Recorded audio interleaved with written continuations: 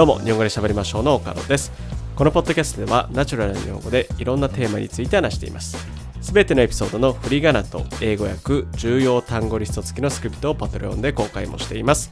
お刺身のように新鮮で生の日本語を学びたい人はぜひ最後まで聞いていってください。よろしくお願いします。はい。今日は花粉症について話したいと思います。で、今ちょっと僕まさに花粉症で鼻が詰まってるので、鼻声で聞きにくかったらすいません。で、まずは花粉症とはということについて話したいと思います。で、花粉症というのは、花粉アレルギーのことですよね。なので春はたくさん花粉が飛んでいるので、そのアレルギーで、くしゃみが出たりしちゃうんですね。で、大抵、春に、杉の木とかヒノキの木とかたくさんの木が花粉を飛ばすので、それが原因でたくさんの人が、花粉症になるんです。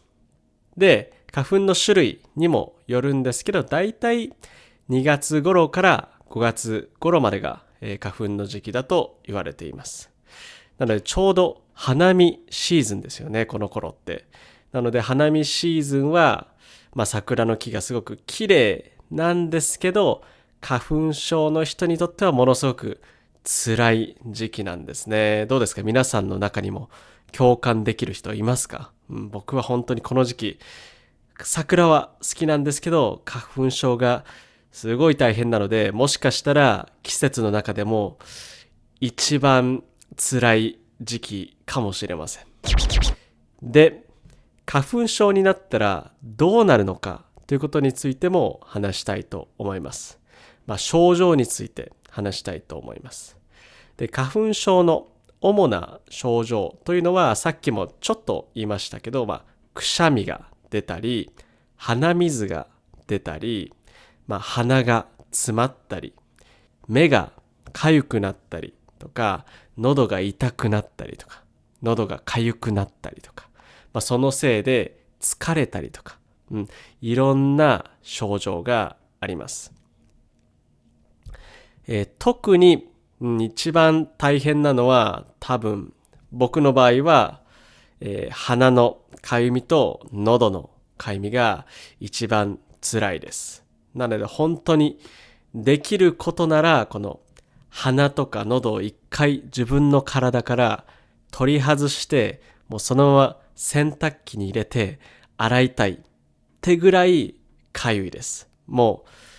花粉が鼻の中でムズムズしてる、喉でムズムズしてるというのが本当に感じられるほどかゆいんです。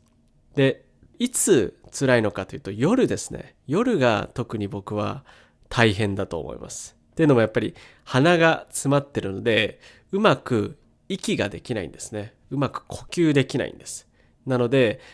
花粉症の時期、花粉の時期というのはあんまり夜もぐっすりは寝られないことも多いんです。で、他にも朝起きた時、すごく目がかゆいんです。なので朝目がかゆくて、目がすごく開けづらいので、ちょっと朝起きるのも他の季節よりもちょっと大変な気がします。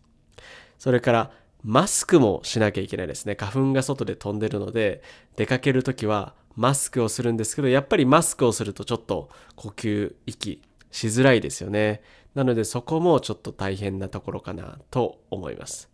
で、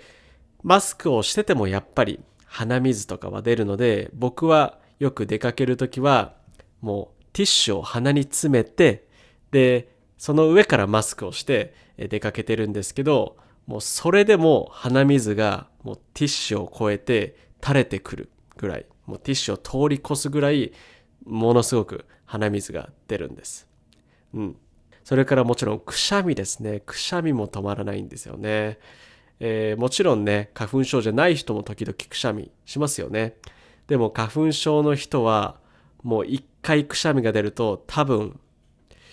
5回ぐらいはくしゃみが止まらないと思います。もうくしゃみしすぎて時々ちょっと胸のあたりが痛くなる時もあります。そのぐらい大変です。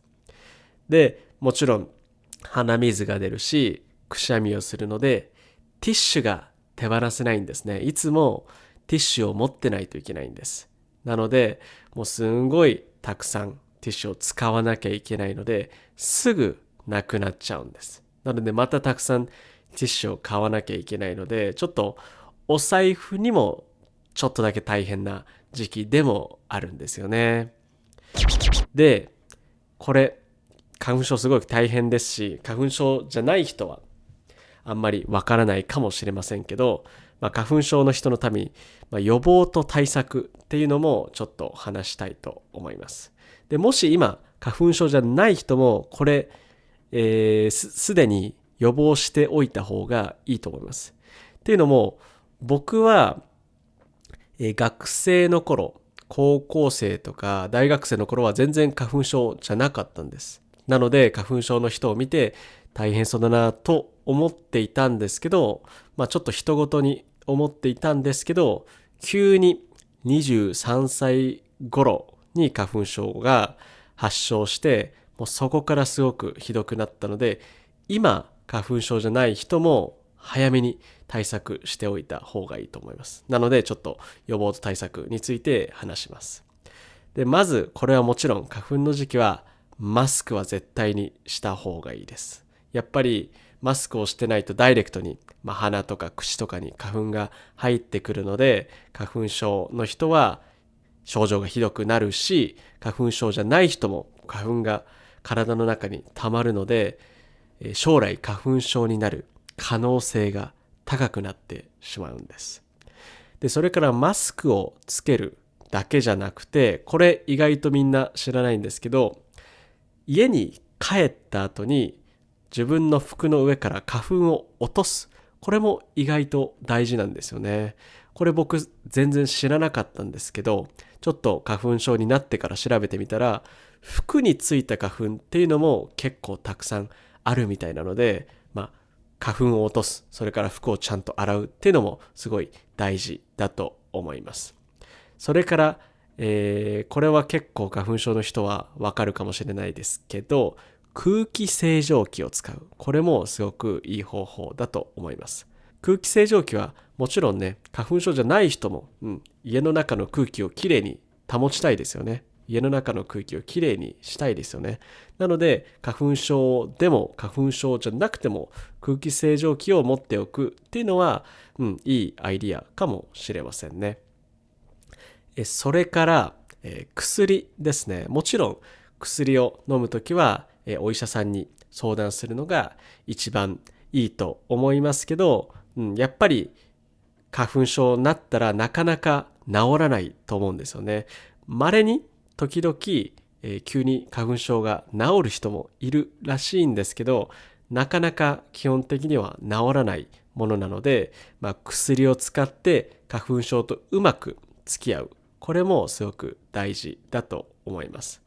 なので僕も花粉症の時期は毎日花粉症の薬を飲んでいます。もしね、自然の薬、例えば漢方とかそういう、